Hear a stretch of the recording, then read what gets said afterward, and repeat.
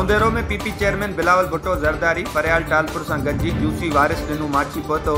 उन मौके ते पार्टी वर्करनि पारां पीपी चेयरमैन जो शानदार इस्तक़बाल कयो वियो। दौरे दौरान बरसात मुतासिरनि जी बहाली लाइ पीपल्स हाउसिंग स्कीम ते तैयार थियल तामीर थींदड़ घरनि जो जाइज़ो वरितो। आयल ॻोठाणनि जे मसइलनि खे हल करण लाइ इंतज़ामी अमलदारनि खे सख़्त हिदायतूं जारी कंदे तामीर थियल घरनि जूं सनदूं तक़सीम कयूं वयूं।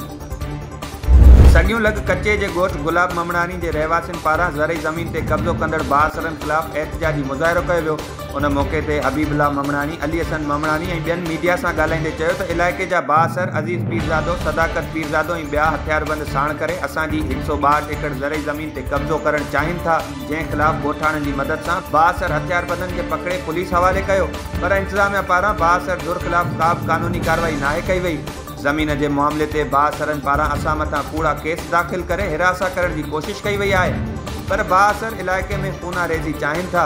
हुननि IG सिंध, DIG सखर ऐं ॿियनि पुलिस इख़्तियारियुनि खां मुतालबो कयो त मामले जो नोटिस वठी इंसाफ़ ॾिनो वञे।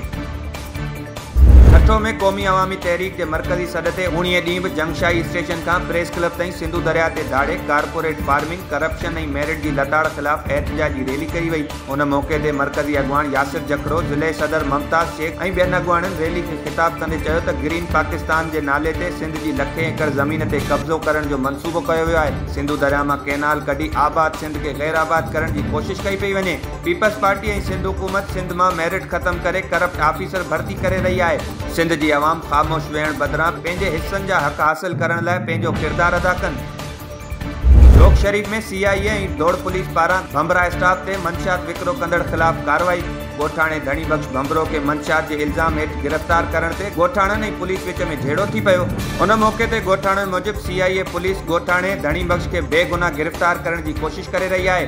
पुलिस ऐं ॻोठाणनि विच में झेड़े दौरान धणी बख़्श भंभरो सख़्त ज़ख़्मी थी पियो। ज़ख़्मी खे तिबी इलाज लाइ मक़ामी अस्पताल मुंतक़िल कयो वियो।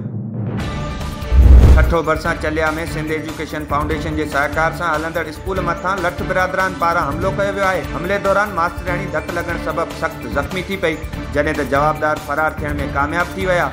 जंहिं बाद स्कूल जी मास्तरियाणियुनि समेत शागिर्दियाणियुनि पारां ठठो हैदराबाद क़ौमी शाहराह ते एहतजाजी धरणो हयो वियो।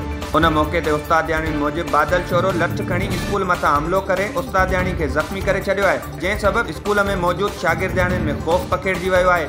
उन्हनि मुतालबो कयो त जवाबदार ख़िलाफ़ कानूनी कार्रवाई करे खेनि गिरफ़्तार कयो वञे।